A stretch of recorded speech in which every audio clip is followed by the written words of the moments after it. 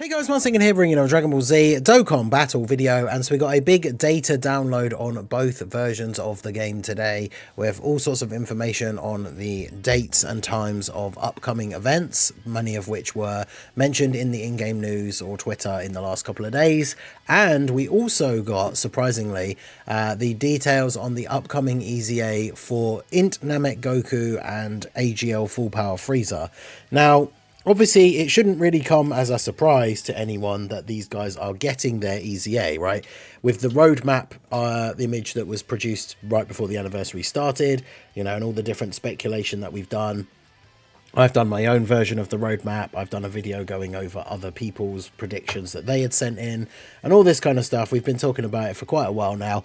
But one of the big things that was pretty much synonymous across everybody's predictions is the fact that there were 2 slots for the Namek Saga era of Dragon Ball, and basically everybody had assumed that that was going to be the EZA for Namek Goku and Full Power Frieza. So that is now confirmed, and we have their details. Global did actually post them, even though it was, I think, a couple of hours after JP, or maybe an hour or so. So we're going to go through those afterwards here. We're just going to talk about the info that was in the data download for the both versions here. So shout out to Proton for the breakdown thread, as always. So we have the SSR informations for the AGL Elder Demon King Piccolo and Physical Kid Trunks. I can get those up for here as well. And then we've got all these events and all this stuff that we knew was going to be coming. So Demon King Piccolo and Trunks are going to be available on the 10th, which is Monday morning, with the new stages for the story events that get added. We've got the Training in the Clouds event coming back as well on the 10th. There is a category bonus drop, Bond of Parent and Child and Final Trump Card.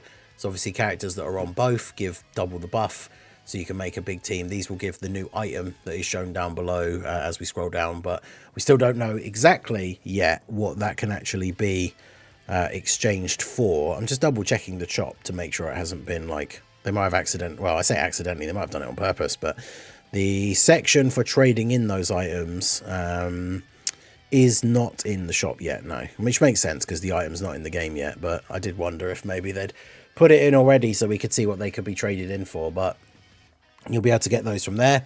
Then we have the limited attempts event, Master It, the Dream Technique. So it's a link level up stage, kind of like the Guru stage, so that'll be good. It'll either be, normally the way they do this with these celebrations is it's like once per day, or it's like 3 times a week. They did that during the worldwide as well, so we'll see what that's going to be. That's out on the 10th as well. And then, yeah, we've got all the new stages. So Tale of the Super Warriors, the Dragon Ball edition, is 5 stages, but there's only 4 per entry here just because he shows the images of the maps. So 5 stages for that, 5 stages for the GT edition, 5 stages for the Dragon Ball Super edition, and 5 stages for the Z edition. Obviously the Z edition is where you'll be able to farm the Trunks, and the Dragon Ball edition is where you'll be able to farm the Elder Demon King Piccolo. Then we have Supreme Magnificent Battle Gathering of the Super Warriors, the Blue Zone. 2 new stages being added to that on the morning of February the 14th. Then we have the Red Zone Goku Story Edition, 3 new stages being added on the 10th. Vegeta Story, 3 new stages added on the 10th. So loads and loads of stuff is coming out on the morning of the 10th. So it's going to be a busy Monday for people getting onto the game. Shout out to all the people who are going to do literally everything on Monday and then complain on Tuesday that there's no content to do. Then we've got Battle Hardened Formidable Foes. So 3 more stages. This event came out today, so I will be obviously doing videos doing those stages here today. But we're also getting the next 3 stages next week as well on the 14th. So the next 3 stages being added fairly quickly. Then the 10th anniversary battle on the 13th, we're getting the next 4 stages, which will be 5th anniversary part 1 and 2, and then 6th anniversary part 1 and 2. Obviously new stages now for the part 2 LRs to get their unique skill orbs as well. This will certainly be interesting because of course the 6th year LRs are all still very, very good, right? Blue Evolution and UI, and then the Golden Frieza and 17 and Team Universe 7. They're all still very good, so getting the unique skill orbs for them upgraded will be very nice. In terms of the 5th anniversary, obviously the 5th anniversary fusions themselves, now that they don't have the temporary buff, have kind of gone back to not really being very usable. And then the part 2 LRs are like INT Rose and the Broly Trio. So Broly Trio is still very usable on certain teams, obviously very RNG related, right, with the needing to get the 7 orbs, but definitely will be useful to get those and try them out. Then we have the Dokkan Chronicles event, 8 year, 9 year and 10 year. I said this before, right, but I imagine stage 10 probably going to be quite hard, because once we get to stage 10, that literally just means you can use any character that's available in the game, because they're all released up until the 10th anniversary, because that's now. So that should certainly be very interesting to see how that goes. It's largely going to depend, I guess, the difficulty for this event on like the missions. The last couple of stages have all had one just for using a character of each typing, which isn't too bad of a restriction. So that should be all good. Then we've got an event, Dokkan Ultimate Thrilling Battle. I think, is this the like time like score thing that they did last anniversary? I'm actually not 100% sure on this one. This comes out on the 9th. So they're staggering content like a little bit. We've got one random thing coming out on the 9th. Loads of stuff comes out on the 10th. We had something on the 13th and a bunch of stuff on the 14th. So at least they're spreading it out a little bit more. We got the information for the update for the special edition Battlefield Part 2. There's no date for that on here though, but I mean, I guess to be fair, if you go in game and check on the Battlefield thing, it will say how many days left until it resets, and that's when this will come out. This is the proof of mastery item, the thing that you can get from training in the clouds that we'll be able to trade in for question mark, right? Who knows? Hopefully some useful rewards in there, like link skill orbs. I mean, ideally something like box space or extra stamina items would be really nice, but banner assets. So we've got the asset thing here now for using the tickets. So the rainbow tickets thing is going to be different to the previous year. Instead of 77 tickets and you get one big 77 unit summon, which I think last time was only like 3 SSRs guaranteed at the end, but nothing like featured or anything guaranteed, because I used mine on the Gammas banner. And I think like I did pull some featured LRs from the banner, not the Gammas, and then in the like the final 3 slots it was just like 3 random SSRs. But seemingly now there's 100 tickets available in total, and you can use it on any banner, but you just do a multi of 10 units for 10 tickets with a guaranteed SSR at the end. So obviously that does work out a lot better, because not only are you getting 10 guaranteed SSRs, you can split them across the banner if you want to. So obviously, you know, you might need to use 30, 40 or so on one banner if you're chasing a particular unit. But it means if you did get that unit, you could then use the other tickets on another banner rather than using them all. Like imagine doing the 77 multi. This probably happened to people last year, but you do the 77 unit multi and then you pull like the main banner unit within the first like 5 or 6 characters, right? And then all the rest you get is just random stuff and other features. This system, if you had that exact same luck, it means you'd be getting the banner unit in like the first 10 ticket multi, and then you could go on to a different banner. So hopefully these come in clutch. Obviously you guys know my luck in part 1 was really bad. We'll see how part 2 goes, and then obviously that will determine how we spread the tickets across the banners. But that's all the stuff in terms of the new events and dates and times and stuff. There's a bunch of assets for the different events. So yeah, there's tons of stuff coming out, loads of stones available from all of this stuff as well. And of course, you know, Goku and Frieza getting EZAs. They should be 2 separate LR EZAs, so only 10 stages with 33 stones each if you incorporate the mission. So that should be very nice. So we can go over their details now. We've got the official posts from the Global Dokkan Twitter here. So Super Saiyan Goku getting his Extreme Z Awakening. He is going to have Legendary Existence or Super Saiyans 3 key and 180. That's pretty much the thing that we've seen from LR EZAs recently with that sort of leader skill archetype. Obviously, as we've now moved into the getting into higher than 200% leader skills, the leader skills for these LRs aren't necessarily super important, because we'll just be using them on other teams anyway, right? So when it comes to his passive, he has key 3 and attack and defense 200%, and then 20% damage reduction. So just flat damage reduction. He doesn't have any damage reduction pre-EZA, so that's pretty good. At the start of each turn, he gets 1 key up to 3. And then after receiving an attack, he launches an additional super attack for 4 turns. So this was the thing with Goku and Frieza always before, where if they took a hit, they could get an extra super. But in a lot of situations, as content got harder, you wouldn't necessarily want to put them in slot 1. So obviously now when he takes a hit, he gets the additional super for 4 turns. So it means even if he's not in slot 1, or even if there's no attacks in slot 1, he'll still get that additional super on the next turn, regardless of what the rotation is. So that's obviously pretty helpful. For every attack received, 1 key up to 3, attack and defense 20% up to 59%. Then as the first attacker in the turn, attack 59%, damage reduction 30%. So he'd have 50% damage reduction in slot 1. As the second or third attacker in the turn, he gets an extra 100% attack and launches an additional super. For 6 turns from his entry turn, he has guard. And then when there is an extreme class enemy, he gets an extra 59% attack and a high chance to perform a crit. And then when there is an enemy whose name includes FRIEZA, he gets a guaranteed crit. So that last part is basically the same. The extreme class enemy, he was getting an attack buff before, but now he's getting the high chance to crit added in. Before, his 1 key at the start of each turn up to 3 was only when there's an extreme class enemy. So now he gets that all the time. So that's pretty good. So they've basically given him some slot 1 abilities, extra attack and extra damage reduction.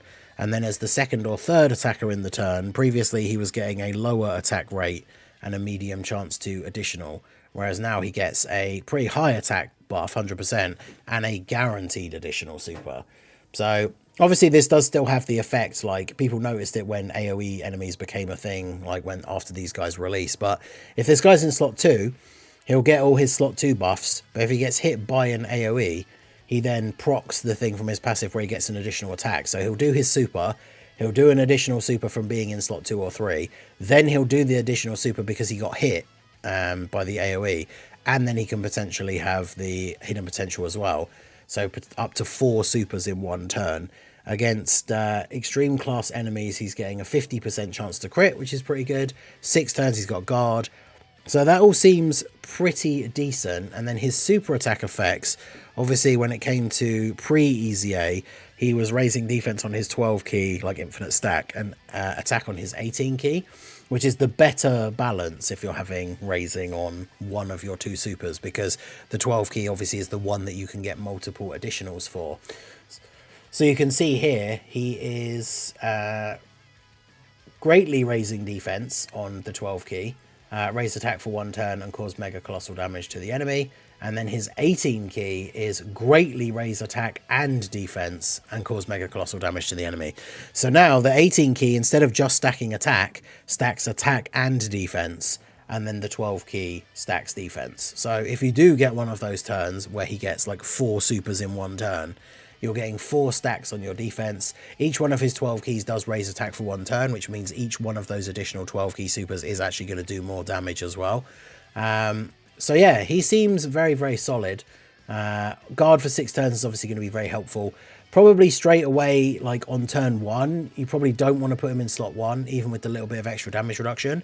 But the thing is, like, once he starts getting some stacks off, his start of turn defense is going to be high enough that putting him in slot 1, having guard and 50% damage reduction, he's going to be able to tank relatively well. And obviously, as there aren't that many bosses at the moment that do AoE attacks, getting hit first to get that extra attack is obviously going to be very helpful.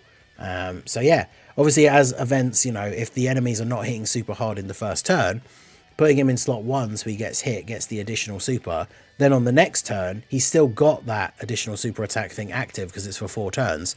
So on the next turn, you can put him in slot 2 and he's still going to get that extra additional, and then he's going to get the one for being in slot 2 anyway. So he definitely seems very, very good. And then full power FRIEZA. So this one's going to be interesting because FRIEZA, I think, was always considered worse than Goku because he's only stacking defense on his 18 key, so you couldn't get as many stacks as you could with Goku. And obviously with extreme characters, right, it's always been that sort of imbalance with the less effective teams and stuff like that, right? So he has Sworn Enemies and Namek Saga 3 key 180. And then his passive is key 3, attack and defense 200%, and damage reduction 20% as well. Start of each turn, 1 key up to 3. After receiving an attack, he gets attack and defense 50% and launches an additional super attack for 4 turns. For every attack received, 1 key up to 3, damage reduction rate 7% up to 20%. And then as the first attacker in the turn, he gets 30% damage reduction. So once he's been hit, what, 3 times?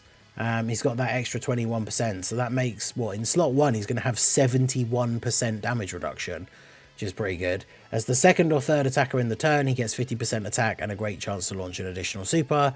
For 1 turn from his entry turn, he has guard. And then for 6 turns from his entry turn, he gets attack and defense 150%. From the 7th turn, it'll be attack 100%. And then when there is a super class enemy, 100% attack and a high chance to crit. And then when there's an enemy whose name includes Goku, it is a guaranteed crit. So, interesting, he only has guard for 1 turn. But again, if you're starting off like in events where the enemies aren't necessarily going super crazy turn 1, you could put him in slot 1, let him take, what, the 3 hits that he needs. And then at that point, he's going to have really good built-up damage reduction. He gets the attack and defense 50% for 4 turns after he's received an attack. Second or third attacker, he gets an attack buff and a great chance to launch an additional, which is interesting because Goku gets a guaranteed additional.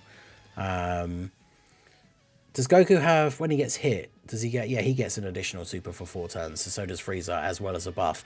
So Frieza gets a few more stat buffs throughout his passive, but he doesn't get the guaranteed additional super in slot 2 or 3. So this guy, once he gets some stacks off, could definitely be very useful in slot 1 with that 71% damage reduction. And then his super attacks, I'm assuming he's going to have the same thing as... No, so he... Okay, so they kind of... I feel like they kind of dropped the ball a little bit here. So his 12 key super greatly raises attack, which is an infinite stack, raises defense for 1 turn. And then his 18 key greatly raises attack and defense. So they did the same thing with Goku, where they made the 18 key stack both, which is good. But his 18 key only stacked defense previously anyway, and his 12 key then only stacked attack. And so now his 12 key only stacks attack, but it raises defense for 1 turn, which is useful for him after attacking, but it means that it is going to take him a lot longer to build up really high raw defense, which then makes it the safe move to put him in slot 1. Because even with 71% damage reduction, if his start of turn defense isn't that high, he's not going to be able to tank against like the craziest bosses. I mean, 71% is a lot. We're starting to see bosses regularly hit now for like 3 million or more. So if we take 3 million and take off 71%, it's about 870k. So that means his defense needs to get up to like 900k for him to be tanking double digits in slot 1 from some of these big hard hitting bosses. But he's only stacking on his 18 key. So even if he ends up getting like 3 or 4 supers in a turn, post super his defense could get quite high. But in terms of his permanent stacking and therefore what his defense is going to be in slot 1 for tanking start of turn like attacks, it's probably going to take him a while to get to 900k. But I guess we'll see once he's in game. So interesting, like he does seem very good. I don't want to sort of downplay him, but like in comparison to Goku, I don't think he seems as good. He doesn't have guard for as long. He doesn't stack defense as quickly. He has more damage reduction in slot 1. I guess to be fair, the one thing to kind of not overlook is if you're using him in slot 2 or 3, once he's been hit 3 times, after getting his supers off, he's going to have pretty high raw defense, and he's still going to have 40% damage reduction, which is still pretty good. So I would imagine he is going to be able to tank some big hits in slot 2 or 3. But obviously him having that extra damage reduction in slot 1 kind of entices you to put him into slot 1. It just is going to depend how quickly he stacks his defense. So I don't know. Let me know what you guys think down below in the comment section. I definitely think that Goku seems a little bit better than Frieza. Not really surprising considering the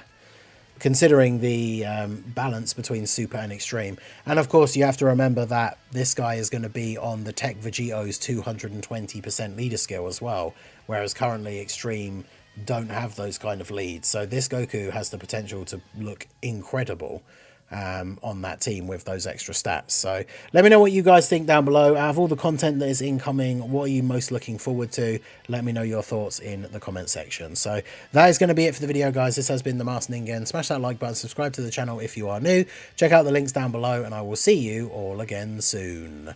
Have a good one.